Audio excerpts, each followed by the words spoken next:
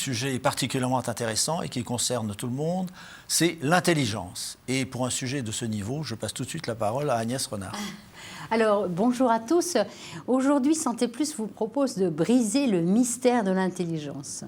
Nous avons le plaisir d'accueillir Fanny Nussbaum, qui est donc docteur en psychologie à l'Université Lyon 1. Vous avez déjà écrit un premier livre sur les phylaux cognitifs. Et ce qui est très intéressant et ce qu'on aimerait faire découvrir à nos téléspectateurs, c'est cette invitation finalement au développement de soi. Et vous prenez un contre-pied qui est très original puisque vous proposez finalement une nouvelle approche de l'intelligence. Et c'est le sujet dont on va parler aujourd'hui. Votre livre s'appelle « Le secret des performants », mais c'est bien d'intelligence dont nous allons parler. Alors, peut-être commencer par définir ce qu'est l'intelligence. Il s'agit d'une notion fourre-tout qui mérite peut-être d'être clarifiée pour commencer cette interview. Oui, alors merci de m'accueillir et merci de me permettre de parler de ce sujet qui me tient évidemment beaucoup à cœur. L'intelligence, c'est, contrairement à ce qu'on a dit jusqu'à aujourd'hui, l'intelligence n'est pas quelque chose d'intrinsèque, quelque chose qui appartient à l'individu et qui est presque immuable.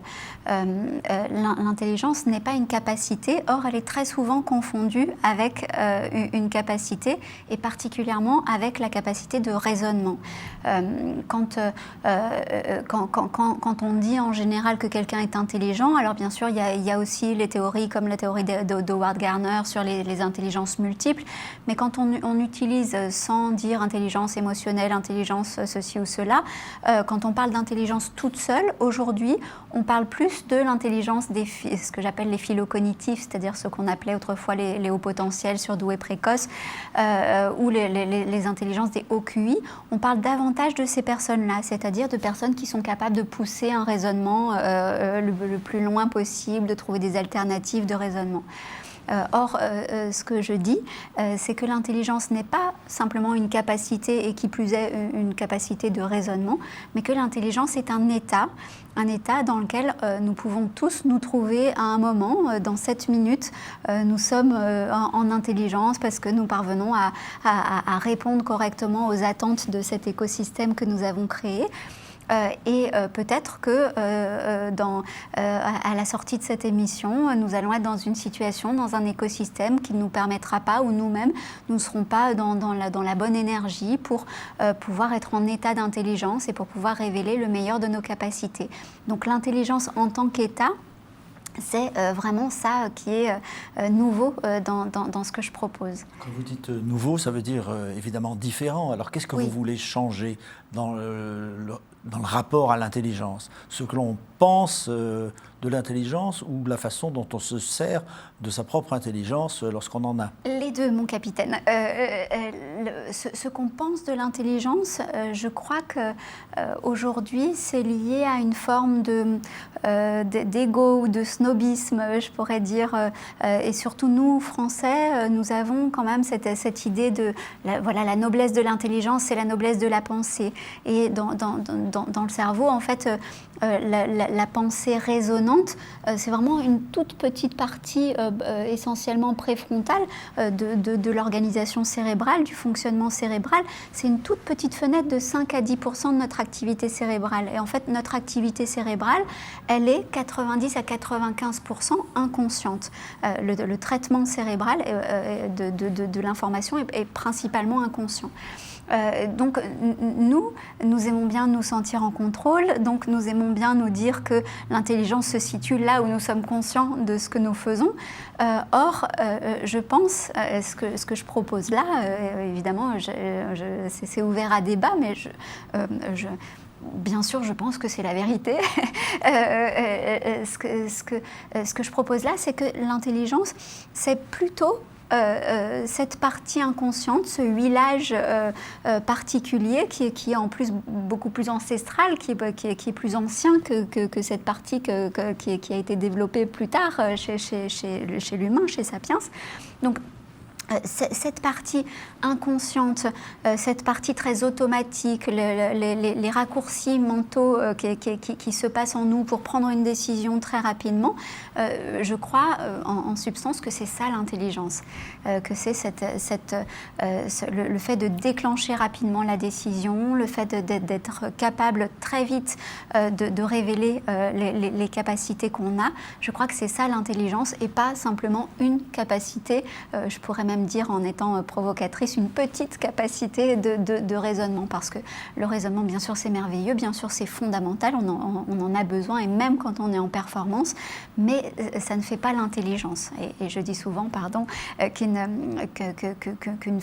Ferrari, elle a beau avoir les capacités les plus extraordinaires, elle a beau avoir un moteur surpuissant et vraiment des capacités dingues, quand elle est à l'arrêt ou quand elle se trouve sur une route de montagne, elle ne présente pas le meilleur de ses capacités. Et donc une Ferrari en intelligence, comme nous-mêmes, nous sommes tous une Ferrari de quelque chose, et bien quand nous sommes sur un circuit de course, nous pouvons révéler nos capacités, ou quand nous allons nous-mêmes nous mettre en situation d'être sur un circuit de course, nous pouvons révéler nos capacités et nous sommes en intelligence. Oui, vous prenez cet exemple de manière très intéressante dans ce livre que je vous recommande d'acheter, Le secret des performants. Vous dites effectivement que la voiture et donc le cerveau, c'est une machine très compliquée qui peut se modifier, et ces neurones se modifient au cours de l'apprentissage. Donc c'est ça en fait que vous nous expliquez en premier lieu, c'est que oui. En fait il y a l'inné probablement, mais est-ce que l'on peut dire que si on mettait un enfant avec un très bon cerveau dans une boîte noire, sans relation avec son environnement, eh bien, il n'y aurait pas de développement. C'est ça que vous nous dites. Bien sûr, oui. Enfin, alors, ce qui est dit là, ça part aussi d'intuitions très anciennes. Frédéric II, vraiment, évidemment que je ne suis pas la première à le dire. Et puis, il y a cette découverte merveilleuse de l'épigénétique qui nous dit que la frontière entre l'inné et l'acquis est quand même aujourd'hui assez floue, et que finalement l'inné c'est de l'acquis à une génération ou plusieurs précédentes. Donc en effet c'est ça, c'est que on a des capacités, ces capacités vont non seulement se développer ou s'éteindre, s'exprimer ou s'éteindre ou être inhibées en fonction des interactions qu'on va avoir avec son environnement, et aussi la manière de révéler ces capacités va dépendre d'un état et même, je dirais, d'un état d'esprit qui est l'intelligence. Oui, mais par exemple, les pères ou les mères des génies, en général, ne se sont, sauf exception, jamais manifestés comme étant eux-mêmes des génies. On parle de Napoléon, d'Einstein et tout ça. Donc moi, supposons que je n'ai pas d'intelligence ou très peu, comment pourrais-je faire maintenant pour en acquérir? Quels sont les moyens? Mais déjà, les génies ne sont pas forcément intelligents, selon ma théorie. Un génie, c'est quelqu'un qui est précoce à la fois dans le sens de visionnaire, avant-gardiste, mais qui est précoce aussi parce qu'il a montré des capacités hors normes plus tôt que les autres. Donc voilà, c'est pas le cas de Napoléon, hein. Qui a montré des capacités. Je dis, il n'avait pas développé, avant d'être militaire, il n'avait rien développé du tout. C'est-à-dire qu'en fait, on ne peut pas le savoir, parce que chez les enfants, on ne peut pas bien voir les capacités de stratégie militaire. Donc peut-être que si on avait fait jouer à Napoléon à des jeux de guerre, et si on avait valorisé ça, il aurait montré ces capacités-là. Mais probablement qu'il avait quand même ça très précocement en lui, en tout cas cette capacité de stratégie. Mais je pense que c'est simplement que ce n'est pas mis en lumière en général chez les enfants. Mais je suis pratiquement persuadée qu'on l'aurait trouvé très tôt chez lui. Donc, en tout cas, je n'ai pas répondu à votre question, veuillez m'en excuser.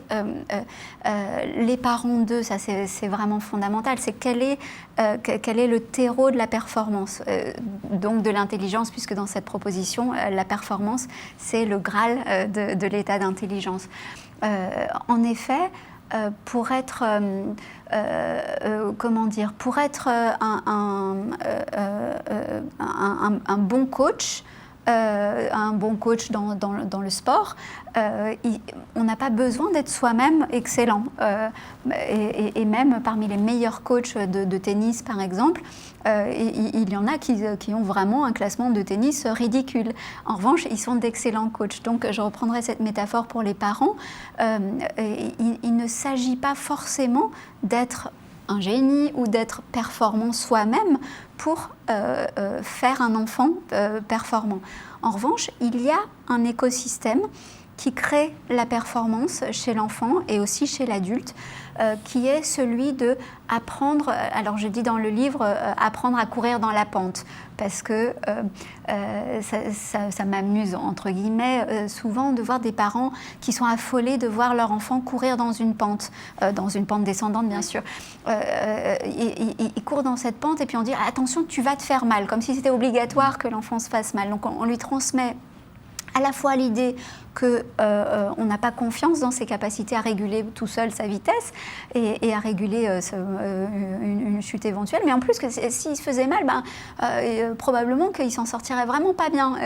Donc on ne l'invite pas à prendre des risques. Et l'état d'esprit de l'intelligence et donc de la performance aussi, c'est d'apprendre à son enfant à prendre des risques, ce que Nassim Taleb appelle l'antifragilité.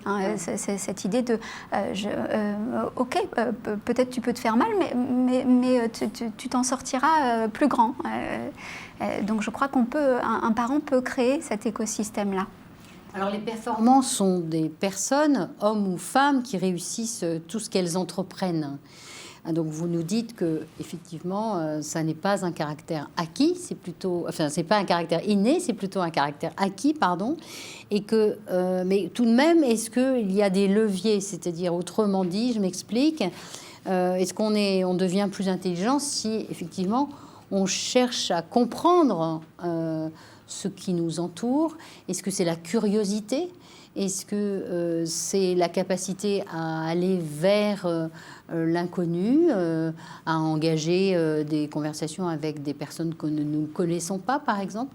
Est-ce que vous pouvez nous en dire un petit peu plus? Parce qu'il y a quand même quelque chose qui les différencie, oui. Puisque même si on peut être en intelligence, comme vous dites, tout de même, ces performants réussissent souvent ce qu'ils décident de faire. Oui, c'est exactement ça. C'est vraiment ce qu'ils décident de faire. Une fois que la décision est prise, il y a peu de déchets, on pourrait dire, dans leurs actions. Donc vraiment, cette décision est importante. Ça fait partie des plus du performant, c'est qu'il prend la décision d'y arriver et il se donne tous les moyens pour pouvoir le faire. Mais il y a aussi cette idée d'absorption des éléments de son écosystème. J'appelle ça aussi. Mais là, c'est surtout un état de conscience. C'est surtout flairer l'air du temps. Arriver à être en phase avec son environnement, parce que je parle beaucoup de la résonance, je prends la métaphore de la résonance pour expliquer l'intelligence. Être en résonance dans son environnement, ça veut dire vraiment être dans ce qu'on appelle aujourd'hui, on utilise ce terme américain, le flow, être vraiment surfer sur la vague. Voilà, le performant arrive à se sentir bien, c'est un grand mot, mais en tout cas mieux que les autres en équilibre instable. À être plus, à accepter l'incertitude. Ça, c'est vraiment un plus du performant.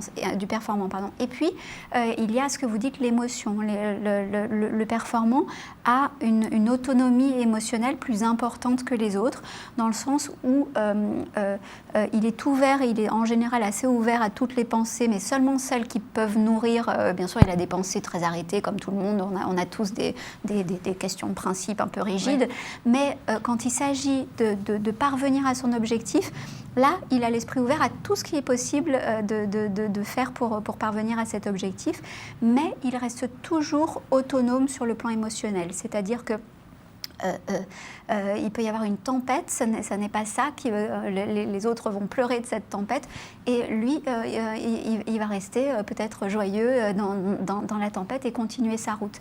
Il y a cette autonomie émotionnelle et de pensée qui fait qu'il va emmener les autres avec lui. Et pensez-vous que l'éducation nationale puisse jouer un rôle dans le développement de ces capacités ? Oui, alors c'est mon rêve. Je pense que l'éducation nationale enseigne très très bien le raisonnement, justement, parce que les Lumières, le cartésianisme, ça fait partie de notre ADN. Donc vraiment, l'école de la République sait nous enseigner comment raisonner. En France, je crois qu'on est bon pour ça. Ça ne veut pas dire qu'on soit forcément les meilleurs en maths, etc. Mais pour justement l'esprit critique, nous sommes bons. Sauf que l'esprit critique, ça n'est pas bon pour la performance. Il faut savoir abandonner l'esprit critique, l'idée de lutter contre les biais cognitifs. Il faut savoir abandonner ça pour être performant. Pour être performant, on raisonne avant, mais on déclenche l'action plutôt que les autres. Et ça, on peut l'enseigner à nos enfants. Et on peut l'enseigner à l'école. Donc mon rêve, en effet, c'est ça, c'est de pouvoir l'enseigner à l'école de la République et ou de créer une école où on puisse enseigner ça et où ce ne soit pas antagoniste avec cette idée du raisonnement qui nous est chère quand même. Oui, d'ailleurs, vous parlez du cœur du performant et de sa capacité à passer à l'action. On voit quand même qu'il y a une différence entre... On est en début d'année, on a probablement, beaucoup d'entre nous ont pris de nombreuses bonnes intentions. Et si on regarde dans 6 mois, on sera très peu à avoir mis en mouvement ces bonnes intentions. C'est ce qui différencie, en fait, si j'ai bien compris, ces performants qui ont un passage à l'action plus fort que les autres, en fait. Oui.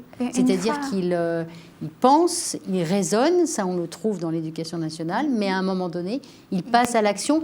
Parce est-ce que ça veut dire qu'ils ont moins de croyances limitantes que les autres ? C'est possible. La croyance limitante qu'ils n'ont pas, c'est qu'il faut que les choses soient abouties dans leur esprit avant de passer à l'action. La plupart d'entre nous, nous sommes limités justement par ça, par cette idée que tant qu'on n'a pas vraiment fait complètement le tour du sujet et tant qu'on n'est pas entré dans le sujet profondément, qu'on ne connaît pas tous les tenants et les aboutissants, on ne peut pas passer à l'action. Et passer à l'action, ça veut dire plein de choses. Ça veut dire créer un produit, mettre un produit sur le marché, ah non, tant qu'il n'est pas complètement abouti. Et ça, par exemple, il y a une technique aujourd'hui, enfin, c'est pas une technique, pardon, c'est une méthode des entrepreneurs, encore un terme barbare anglais qui s'appelle le growth hacking, où on dit en quelques semaines, aujourd'hui tout va tellement vite qu'autrefois on mettait à peu près 2 ans pour créer un produit, pour qu'il soit abouti, pour le mettre sur le marché. Et maintenant, on ne peut plus faire ça. Mais en plus, on voit que ce n'est pas la méthode la plus efficace. Que la méthode la plus efficace, c'est au bout de quelques semaines, sortir un produit qui n'est pas parfait, mais en tout cas qui propose quelque chose qui n'existait pas. Et puis ensuite, on le développe, ensuite on l'améliore. Eh bien voilà, le performant, je pense que c'est un growth hacker, donc il va très vite proposer quelque chose, proposer une idée, proposer, je ne sais pas, Nadal par exemple, alors très vite, bon, il a suivi quand même le parcours initiatique qu'il fallait pour un joueur de tennis, mais voilà, il a son coup droit. J'ai eu la grande chance de discuter il y a quelques années avec Tony Nadal, qui est l'oncle et qui était l'entraîneur de Rafael Nadal, et qui me disait, mais Rafa, son coup droit était très très loin d'être parfait, et vraiment ce coup droit comme ça qui part très haut, il était vraiment loin d'être parfait. Il n'était pas académique, mais je l'ai poussé à garder ça et à en faire une force.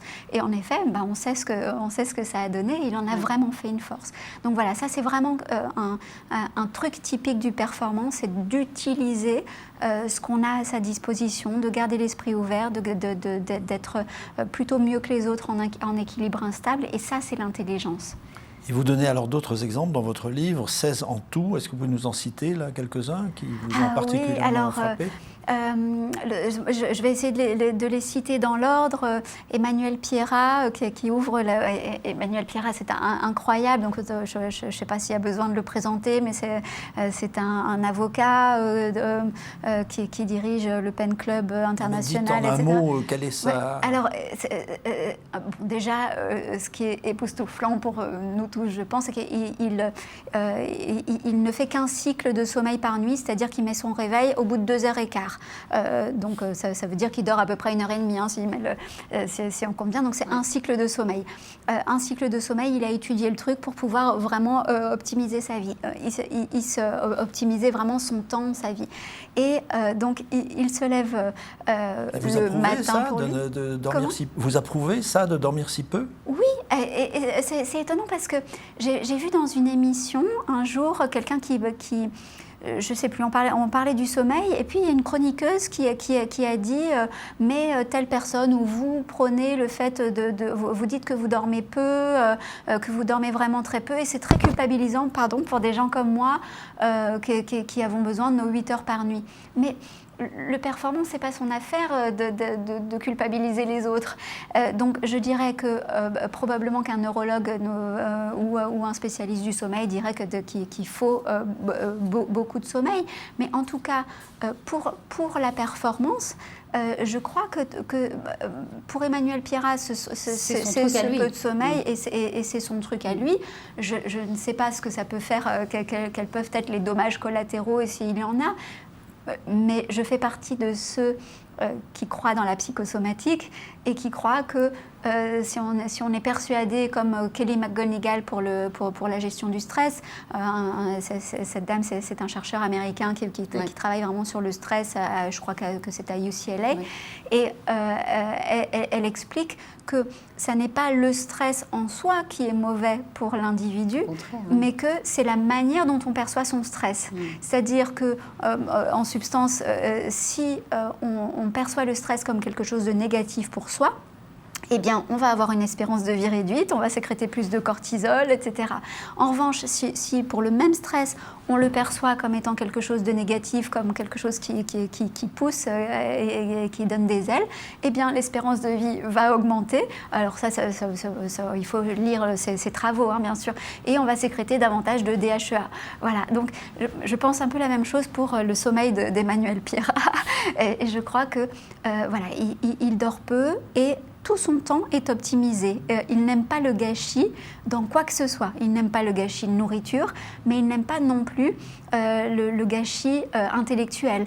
Il note toutes ses idées et il utilise toutes ses idées. C'est-à-dire que tout ce qu'il a noté sur son carnet, il faut qu'il l'utilise d'une façon ou d'une autre.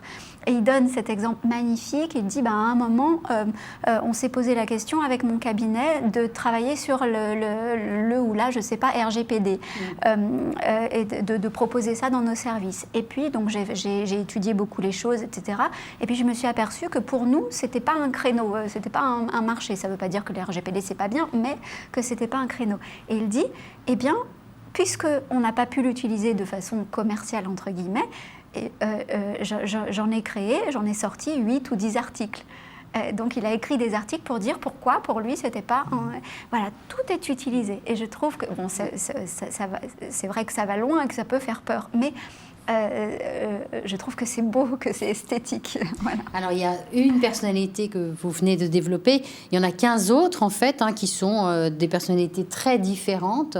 Je vous invite à les découvrir. Il y a des scientifiques, des économistes, des artistes, des pilotes d'avion, ou encore une gameuse professionnelle ou un photographe. Donc, c'est des portraits qui sont très intéressants parce qu'ils nous expliquent chacun leurs différences. Alors, ils ont des points communs. Ils ont tous une motivation très forte. Ils ont tous un niveau d'attention, si je ne dis pas de bêtises, qui est peut-être, c'est aussi un de leurs points communs, l'attention. Oui, mais en même temps une attention très concentrée. Par exemple, Laurent Fiard, qui était jusqu'à il y a très peu de temps patron du MEDEF à Lyon et qui dirige un groupe qui s'appelle Visiatif, qui est une très très grosse entreprise. Donc Laurent Fiard souffre de TDAH, trouble du déficit d'attention, avec ou sans hyperactivité. Et pour Laurent, c'est avec hyperactivité. Eh bien, lui qui pourtant a des difficultés attentionnelles, attentionnel, ou peut-être justement parce qu'il a ces difficultés attentionnelles, toute son attention est concentrée sur des temps très courts, donc il se force lui-même à être efficace.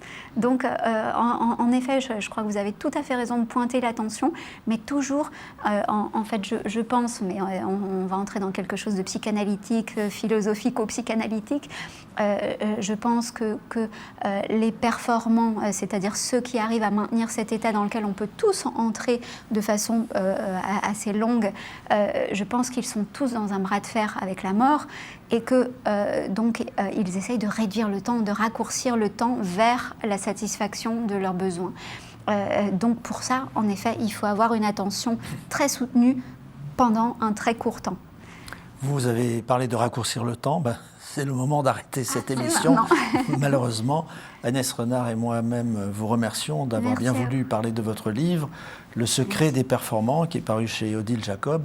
Et je pense que la lecture en est indispensable si on veut aller plus loin dans ce que nous avons dit jusqu'à présent. Merci beaucoup. Merci. Merci d'avoir suivi cette émission et à bientôt.